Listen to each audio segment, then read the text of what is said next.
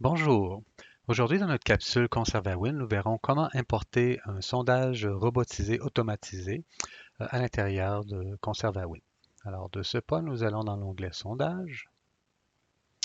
Automatiquement, je vois le dernier sondage qui a été importé. Voilà, et je clique sur Importer sondage. Je dois premièrement sélectionner la provenance. Bon, c'est dans le cas ici, l'exemple utilisé est un fichier qui provient du Parti conservateur. Alors, on ne connaît pas le fournisseur. Alors, on va inscrire tout simplement Parti conservateur. Et je sais qu'il a été fait le 27 avril. Voilà. Et la source, bien entendu, c'est sondage automatisé. Alors, ce qu'il me reste à faire, c'est à inscrire les touches du clavier téléphonique qui ont été utilisées pour spécifier chacun des partis pour lesquels le lecteur a voté et de mettre -1 pour les partis qui n'ont pas été votés, soit que ce ne sont pas vraiment des partis ou soit que ce sont des partis qui n'existent plus. Alors, je mets en -1. Donc, j'ai 2 pour Parti conservateur, 3 Bloc québécois, 4 libéraux, 5 démocratiques, 6 verts, 7 PPC et 8 indécis. Alors, si je vais voir mon fichier Excel duquel je vais importer, alors les deux colonnes importantes sont ici, donc le numéro de téléphone composé et le résultat obtenu par le répondant.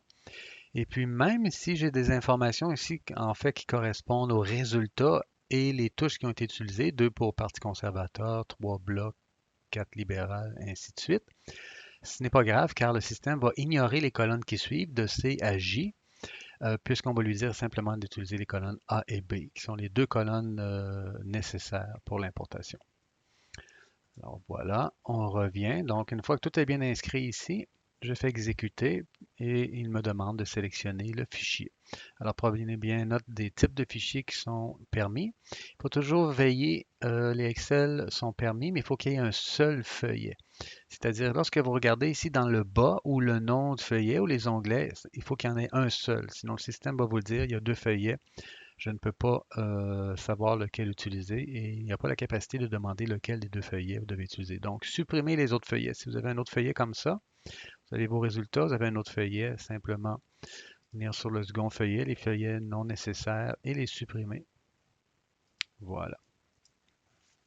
Donc, je choisis mon fichier. Celui-ci, je ne le trouve pas dans le téléchargement. Attendez-moi juste un instant. Je vais aller le choisir. Pourquoi je ne le vois pas?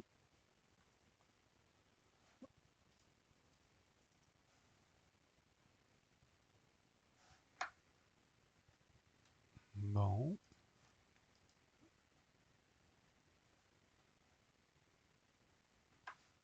je ne vois plus mon fichier. Alors, je vais lui demander, il est où? Fichier enregistré sous, dans téléchargement, enregistré. Voilà. Désolé pour cette pause. Donc, j'ouvre et j'importe mon fichier proprement dit. Alors, automatiquement, il vous montre, et ça, c'est les en-têtes de colonnes qu'on voyait tantôt. Ici, fond, le résultat, un espace blanc, 2, 3, 4, jusqu'à 8.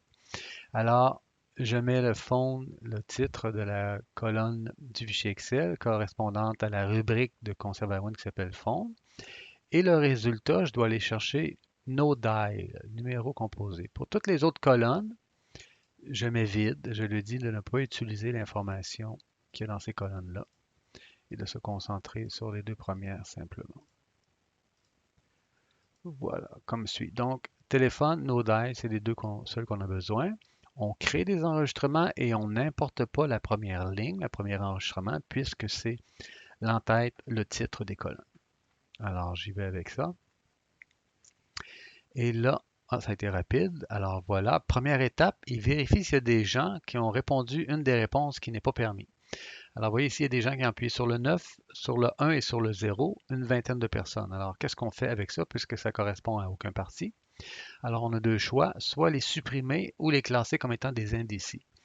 Moi, ce que je préfère, c'est les supprimer parce que souvent, ce ne sont pas vraiment des indécis. Ils veulent juste pas nous dire pour qui ils vont voter. Alors, je les supprime tout simplement. Donc, je ne permets pas de lier ces téléphones-là et leurs réponses avec des électeurs. Et là, tout dépendant, si votre fichier contient seulement ceux qui ont répondu, ou s'il contient la totalité, l'ensemble des téléphones que vous avez fournis. Par exemple, vous pourriez fournir une liste de 50 000 téléphones.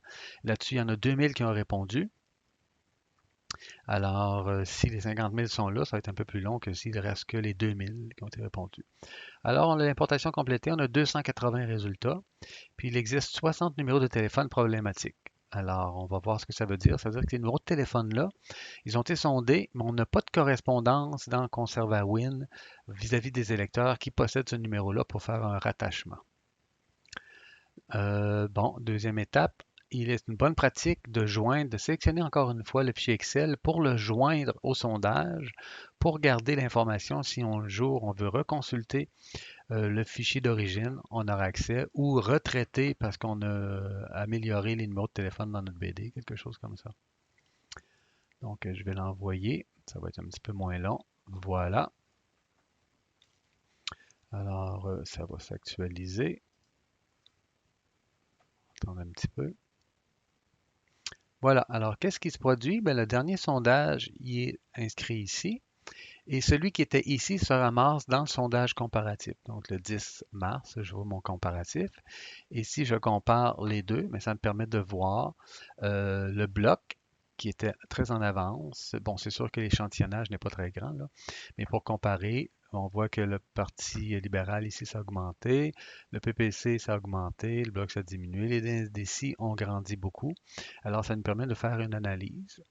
Et puis ici, on va voir dans le détail, donc on peut voir euh, les votes qui ont été traités et les migrations qu'il y a eu entre le comparatif et celui-ci. Et puis ici, on va voir dans l'historique, on voit les erreurs, mais ce qui nous importe, les erreurs sont ici.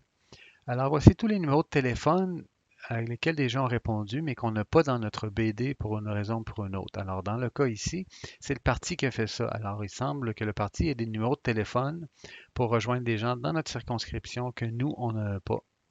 Donc c'est ma théorie, mais ça serait à valider chacun des numéros. Voilà. Et puis, comme il n'y en a pas beaucoup, je pourrais faire une vérification avec Canada 411. Alors, si j'appuie sur le bouton ici, chacun des téléphones va être vérifié avec Canada 411. S'il trouve un nom euh, existant, comme M. Bernard Généreux, avec l'adresse correspondante, eh bien, il va lier ce numéro de téléphone-là avec M. Bernard Généreux et il va rattacher le sondage pour faire le lien, puis il va diminuer la liste ici de ceux qui ne correspondent pas. Alors, je ne le ferai pas parce que c'est un processus qui prend quand même un certain temps et ce n'est pas le but de la capsule. Alors voilà, c'est fait. Et puis, comme toujours, si vous croyez que vous voulez le recommencer, que vous avez toujours 24 heures pour l'effacer, vous avez la petite poubelle pour effacer votre dernier sondage importé. Ça complète notre petite capsule. Alors, au plaisir de en faire refaire une autre bientôt. Bonne journée.